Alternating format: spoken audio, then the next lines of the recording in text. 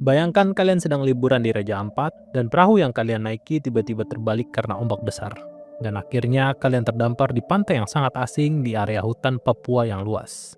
Kalian yang bingung mencoba masuk ke dalam hutan hanya untuk mendapati kalau ternyata banyak hewan-hewan aneh yang menunggu kalian di dalam sana.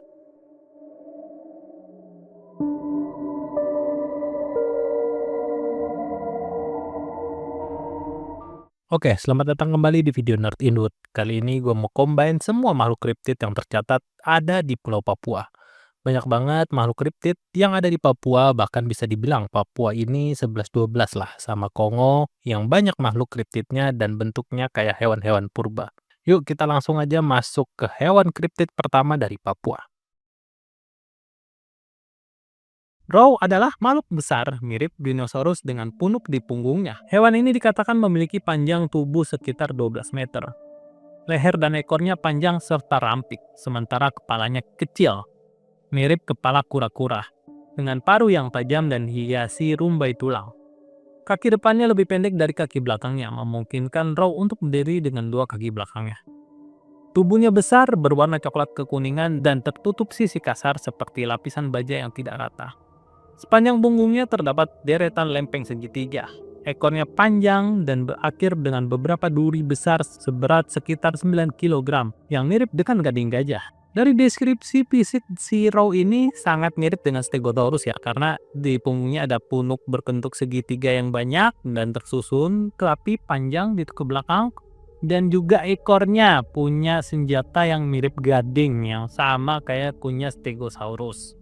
Nah, Row sendiri pertama kali diceritakan oleh para penduduk sekitar di Papua Barat.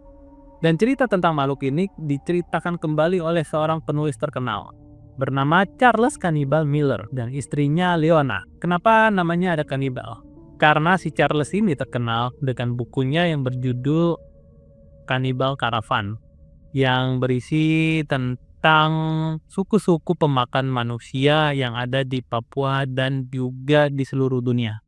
Saat mereka berbulan madu di hutan Papua Barat, mereka tinggal bersama salah satu suku yang dikatakan sebagai suku kanibal, yang belum dikenal dunia saat itu. Entah itu suku Korowai atau suku Owi. Cleona pertama kali menyadari sesuatu yang aneh ketika melihat suku yang menampung mereka memasak menggunakan benda mirip gading gajah. Padahal di daerah itu tidak ada gajah maupun badak. Setelah ditanyakan, benda itu ternyata adalah duri ekor dari hewan bernama Row.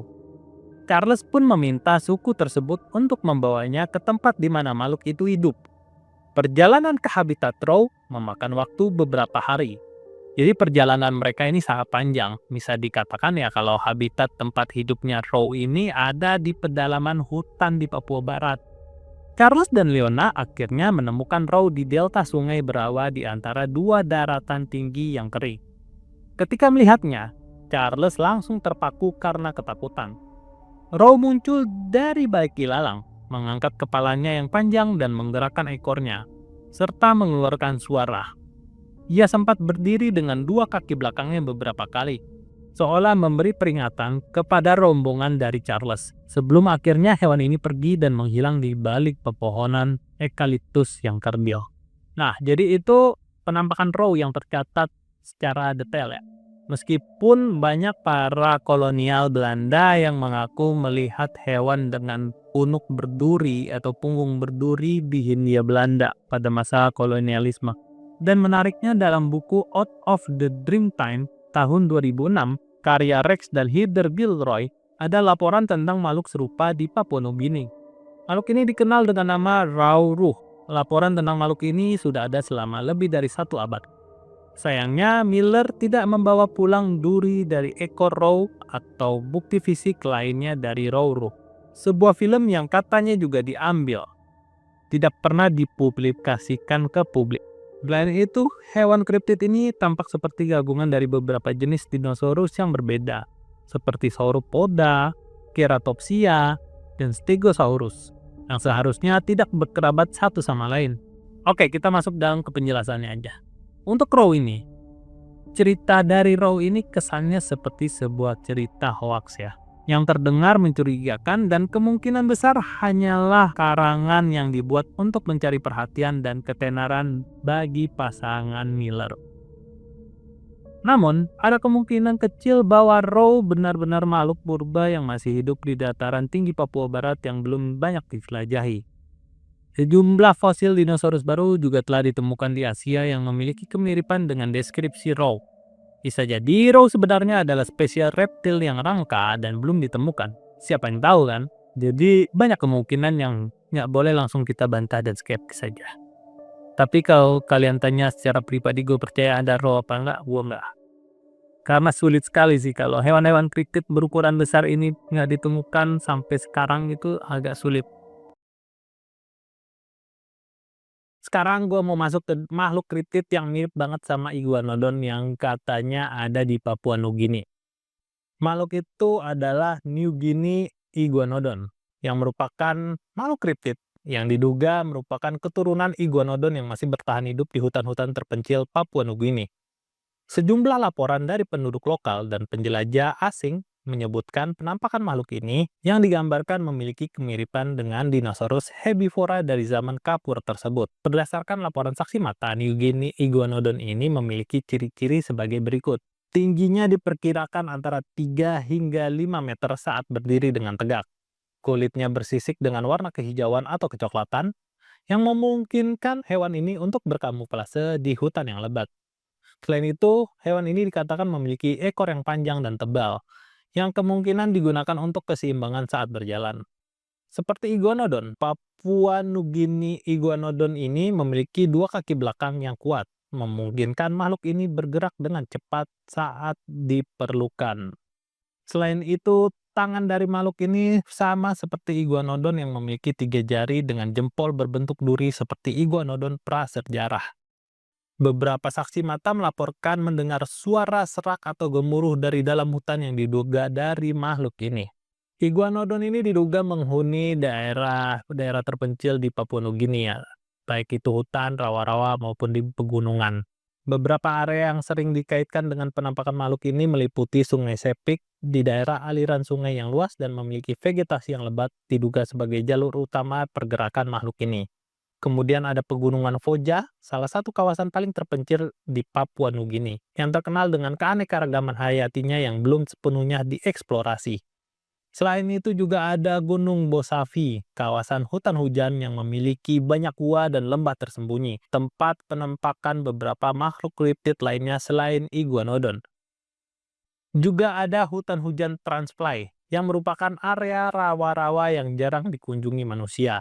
Area ini memberikan lingkungan yang ideal bagi spesies tersembunyi untuk tetap bertahan hidup di sana. Oke, sekarang gue mau ceritain penampakan-penampakan iguanodon di Papua Nugini ini ya. Yang pertama ada penampakan yang berasal dari ekspedisi James Caldwell pada tanggal 12 Juni 1999. Pada tahun 1999, seorang penjelajah asal Australia, James Caldwell, dan timnya mengklaim melihat makhluk besar di tepi Sungai Sepik. Makhluk tersebut berdiri di atas dua kaki belakangnya sebelum melarikan diri ke dalam hutan. Mereka menggambarkan makhluk itu memiliki ekor panjang dan gerakannya menyerupai reptil raksasa. Selanjutnya ada kesaksian dari penduduk lokal pada tanggal 5 Mei 2012. Seorang kepala suku bernama Tomakele dari desa terpencil di Papua Nugini melaporkan bahwa ia melihat makhluk serupa saat berburu di malam hari.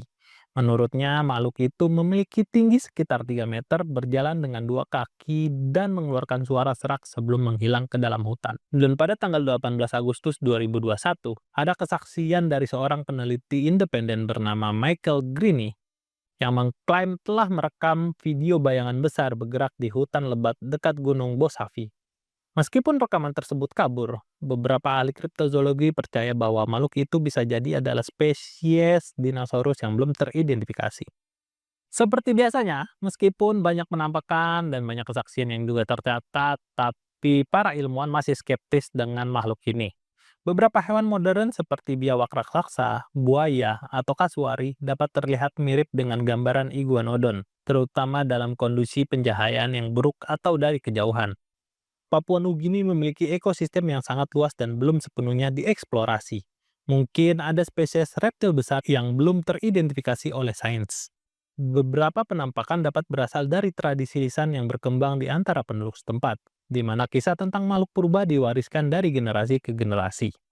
Meskipun kemungkinannya kecil, beberapa ilmuwan spekulatif mempertimbangkan bahwa mungkin ada kelompok reptil yang berevolusi dari nenek moyang iguanodon dan tetap bertahan di lingkungan yang tertutup di Papua Nugini. Gazeka atau Papuan Devil Pig adalah makhluk kriptid yang digambarkan memiliki kemiripan dengan hewan prasejarah Palorchestes. Beberapa saksi menyebutkan bahwa Gazeka adalah perpaduan antara tapir dan kukang raksasa.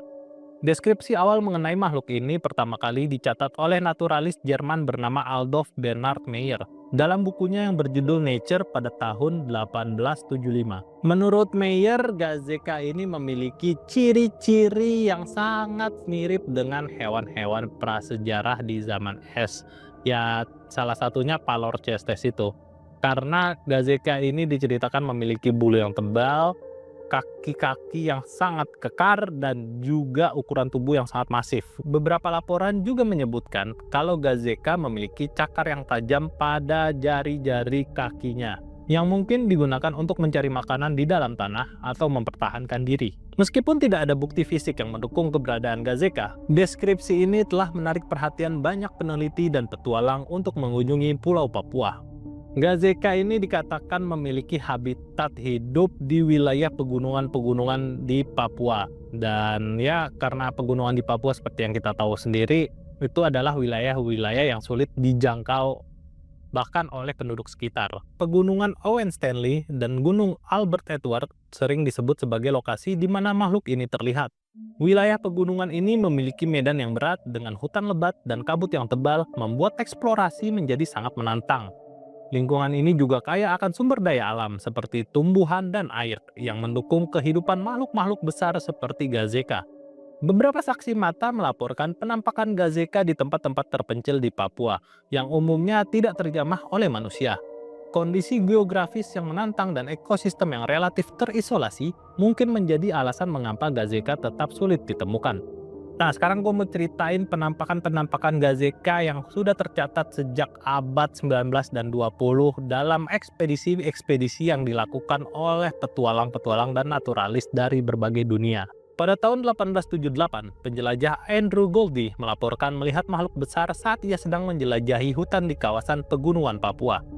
Saat itu, dia mendengar suara gemuruh yang berasal dari pepohonan dan melihat makhluk besar berbulu yang berjalan perlahan di antara pepohonan. Kemudian pada tahun 1897, dalam ekspedisi Sir William McGregor yang melakukan ekspedisi ke pegunungan Owen Stanley, anggota timnya mencatat laporan dari penduduk lokal tentang makhluk besar yang sering terlihat di sekitar sungai dan dataran tinggi. Beberapa saksi mata menggambarkan pertemuan singkat dengan makhluk ini saat mereka berburu. Dan mereka mengatakan kalau hewan tersebut bukanlah marsupial biasa seperti kanguru pohon, melainkan marsupial raksasa. Di tahun 1906, selama ekspedisi ke Gunung Albert, Kapten Charles Mockton melaporkan timnya melihat jejak kaki besar di tanah berlumpur yang tidak cocok dengan hewan-hewan yang mereka kenal dan catat selama berada di Papua. Dan beberapa anggota timnya juga mengaku mendengar suara auman rendah di malam hari, yang mungkin berasal dari hewan bernama Gazeka. Kemudian dari rentang tahun 1907 sampai 1910, seorang naturalis bernama Hendrikus Laurent yang melakukan ekspedisi di Papua mencatat beberapa penampakan Gazeka selama penjelajahannya di hutan lebat Papua. Penampakan Gazeka yang paling jelas dia lihat dalam catatannya saat dia dan tim ekspedisinya berada di sebuah lembah di Gunung Albert Edward. Saat beristirahat, mereka melihat seekor hewan besar yang kemungkinan marsupial raksasa yang melintas memasuki semak di depan tempat mereka istirahat. Kemudian di 1936, seorang penjelajah bernama Anton Collin mencatat kemungkinan penampakan Gazeka selama ekspedisinya di pegunungan Kartens. Ketika timnya mendekati Puncak Jaya, mereka melihat makhluk besar di kejauhan yang sedang berjalan lambat di lereng berbatu. Meskipun jaraknya terlalu jauh untuk memastikan secara detail hewan apa yang mereka lihat, namun deskripsi makhluk itu sesuai dengan laporan warga lokal sebelumnya tentang hewan bernama Gazeka. Dengan banyaknya laporan dan catatan-catatan tentang penampakan Gazeka ini tentu sangat menarik ya buat kita, karena apakah mungkin di hutan atau di pedalaman-pedalaman Papua yang masih belum terjamah oleh manusia itu ada hewan prasejarah yang bisa bertahan hidup dari kepunahan dan ya berkembang biak di sana gitu. Secara ilmiah, Gazeka sering diasosiasikan dengan hewan prasejarah Palorchestes, marsupial besar yang pernah hidup di Australia. Kemiripan hewan ini dengan Palorchestes seperti tubuh besar dan kaki yang kuat memunculkan teori bahwa Gazeka mungkin adalah keturunan dari marsupial ini yang bermigrasi ke Papua melalui daratan yang sekarang terendam laut. Teori lain menyebutkan bahwa Gazeka mungkin adalah hewan asli Papua yang belum teridentifikasi. Mengingat tingginya keanekaragaman hayati di wilayah ini, beberapa ilmuwan juga mempertimbangkan kemungkinan bahwa Gazeka hanyalah interpretasi berlebihan dari penampakan hewan yang memang sudah ada. Mungkin seperti babi rusa atau kanguru pohon. Dari penjelasan-penjelasan tersebut, tetap aja ya, kita sebagai penikmat makhluk kriptid ini tetap berharap kalau masih ada hewan-hewan yang belum teridentifikasi sama sekali dan berada di Papua. Dan mungkin suatu hari nanti bisa ditemukan, siapa tahu kan. Ropen digambarkan seperti seekor burung besar dengan paruh penuh dengan gigi, kaki yang berselaput, serta ekor yang panjang. Deskripsi ini cocok dengan makhluk yang sudah punah, yaitu Pterosaurus, yang rentang sayapnya antara 2-3 meter. Ropen ditakuti oleh penduduk asli Papua dan masyarakat yang hidup di Kepulauan Solomon. Ropen merupakan pemburu utama di malam hari. Mereka hidup seperti kelelawar di mana hidup jauh di dalam hutan dan gua-gua yang terdapat di Pulau Rambuzo dan Umboy. Oke, kita akan ceritakan tentang penampakan-penampakan Ropen yang dilihat oleh para tentara Amerika yang saat itu memang bertugas di daerah Papua Nugini dan sekitaran Papua ya. Pada saat ditempatkan di barat laut Lae dekat Finschhafen, Papua Nugini, seorang prajurit kavaleri bernama Duane Hodgkinson melaporkan sebuah penampakan aneh pada tahun 1944. Pada saat ia tengah melakukan pembersihan di hutan. Di bulan Agustus, ia dikejutkan oleh suara berisik di semak-semak. Kemudian ia berdiri, lalu tertegun saat ia menyaksikan bahwa di depannya telah berdiri seekor burung reptil besar yang kemudian terbang. Burung tersebut memutarinya beberapa kali lalu terbang menjauh. Hodgkinson memperkirakan bahwa rentang sayap makhluk tersebut setidaknya memiliki panjang sepanjang 4 meter. Dia juga mengingat bahwa makhluk tersebut berwarna abu-abu kegelapan, memiliki paruh yang panjang dengan kepala khas yang seperti memiliki jambul. Selain itu, seorang penduduk lokal bernama Yunus Jim yang berasal dari desa Apure melaporkan bahwa ia telah melihat Ropen terbang di atas rumahnya pada suatu malam. Ia menyebutkan bahwa makhluk tersebut mengeluarkan cahaya terang dan bisa dilihat dengan jelas bahwa makhluk tersebut memiliki ekor yang panjang. Setidaknya mereka menyaksikan penampakan Ropen itu sebulan sekali. Perlu dicatat bahwa masyarakat Pulau Omboy belum memiliki listrik. Pada malam hari mereka lebih memilih untuk tinggal di rumah. Hal ini yang menyebabkan kemungkinan mengapa mereka hanya melihat makhluk tersebut sebulan sekali saja.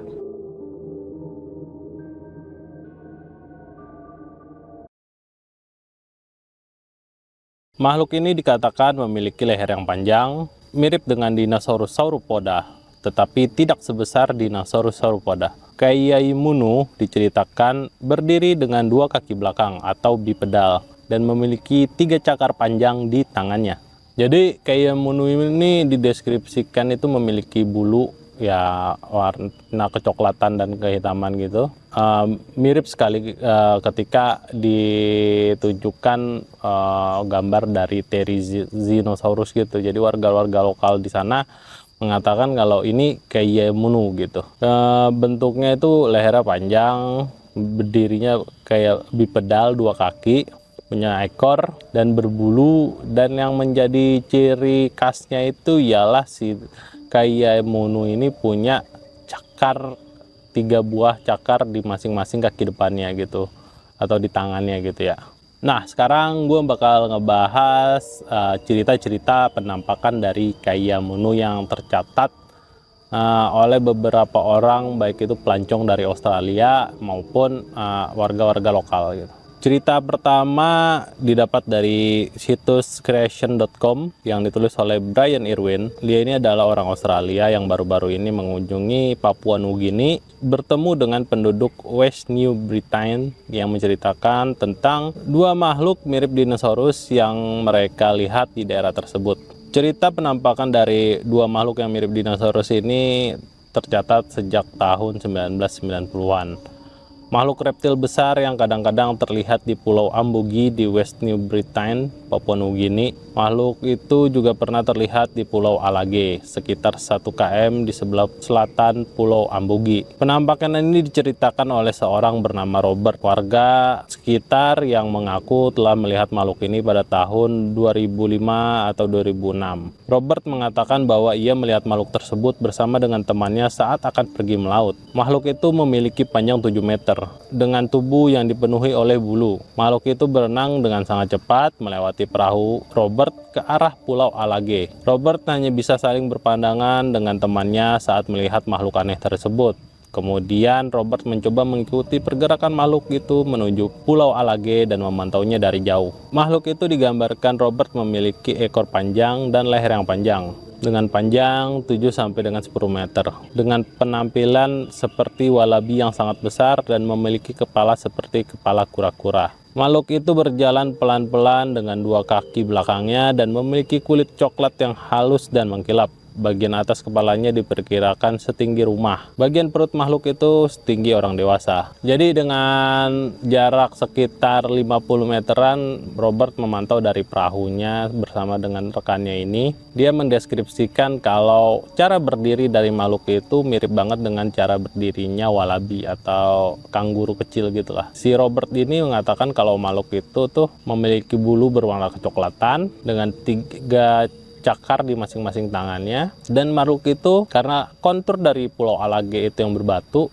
makhluk ini dikatakan oleh Robert itu lihai juga memanjat bebatuan gitu. Nah, si Robert dan rekannya ini waktu itu kebetulan juga sempat didatangi oleh seorang peneliti zoologi bernama Hazel Richardson. Nah, si Hazel Richardson ini menunjukkan gambar dari Therizinosaurus itu gitu, dan Robert ini mengatakan kalau makhluk yang dia lihat mirip dengan gambar Therizinosaurus yang ditunjukkan oleh Hazel gitu. Oke, selanjutnya gue bakal ceritain penampakan yang kedua, yaitu penampakan yang disaksikan langsung oleh salah seorang peneliti dari Inggris yang kebetulan melakukan penelitian zoologi di Pulau Papua. Pada tahun 1990-an, seorang penjelajah asal Inggris bernama James Patterson memutuskan untuk menjelajahi hutan belantara Papua. Penelitiannya ini mengubah pandangannya tentang alam liar selamanya. Dalam perjalanannya melalui hutan belantara yang lebat, James sempat tersesat di tengah hutan Papua yang tidak dikenal. Namun ketika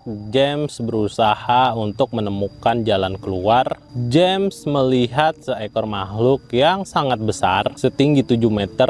Makhluk ini berjalan pelan di antara pepohonan. Dan James mengatakan kalau makhluk ini bukan seperti makhluk-makhluk yang pernah dia lihat sebelumnya, karena makhluk ini benar-benar makhluk yang berbeda menurut dia. Makhluk ini seperti reptil namun berbulu dan memiliki cakar panjang di masing-masing tangannya, karena makhluk ini berdiri dengan 2 kaki belakangnya, jadi dia bilang itu tangannya ya. Jadi makhluk ini bipedal, berjalan di antara pepohonan gitu, tingginya ya sekitar 7 meteran. James itu sempat mendokumentasikan makhluk ini melalui gambar yang dia gambar berdasarkan apa yang dia ingat ketika melihat makhluk tersebut. Ketika James menunjukkan hasil gambar yang dia gambar itu ke penduduk lokal mengatakan kalau apa yang dia lihat itu adalah makhluk yang menurut penduduk adalah sesuatu entitas jahat yang bernama Kaiyai Munu. Nah, dari cerita James dan para penduduk lokal yang mengatakan kalau entitas Kaiyai Munu ini adalah entitas jahat, bisa dibilang kalau penduduk lokal itu mengatakan kalau Kaiyai Munu ini adalah salah satu bentuk entitas supranatural gitu. Jadi bukan makhluk yang hidup secara nyata di dunia gitu. Namun sejak tahun 1990-an sampai sekarang itu tercatat ada 9 penampakan dari Kaiyai Munu ini. Penampakannya itu beragam, jadi kayak penampakan sekedar siluet, atau memang ada warga yang melihat penampakannya secara langsung, atau ada yang melihat makhluk ini berenang di antara Pulau Ambagi dan Alage gitu.